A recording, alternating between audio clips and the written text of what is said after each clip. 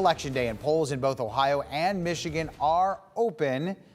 And you are taking a live look outside right now behind me here inside the Kent Branch Library, one of many polling locations in Toledo where voters are inside right now casting their ballots. In Ohio, the election is dominated by two statewide ballot initiatives that would change the state constitution in the subjects of abortion rights and legalized marijuana. Two very big issues. So our Stephen Jackson joins us now this morning to break down issues 1 and 2. And Stephen, some of these you really have to read the fine print on, right? Yeah, indeed. So we're going to break that down for folks this morning. So these, as Tim mentioned, two hot button issues. And for several months, we've been able to hear concerns from both sides of each issue. And today, the decisions on each will be made. So here's a breakdown. Let's begin with issue 1. According to ballot language, if passed, issue 1 would establish an individual right to one's own reproductive medical treatment, including but not limited to abortion. So this includes access to contraception, fertility treatment, and miscarriage care.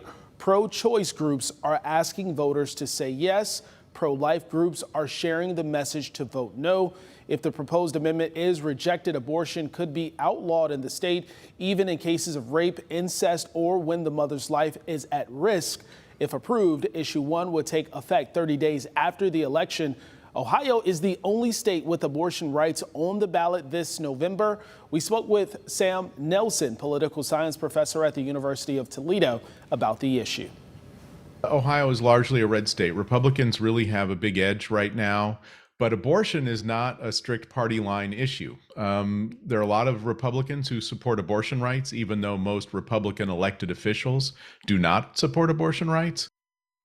Now let's get to issue 2, where Ohioans will vote to decide the question of whether recreational marijuana will be legalized. The measure, spearheaded by the Coalition to Regulate Marijuana Like Alcohol, would allow adults 21 and over to buy and possess up to 2.5 ounces of cannabis flower and 15 grams of extract. If the issue passes, Ohio would become the 24th state to legalize cannabis for adult use.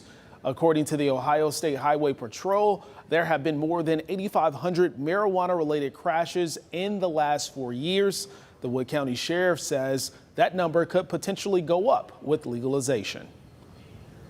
It's going to be their behavior, how they act. Critical thing was, how were they driving?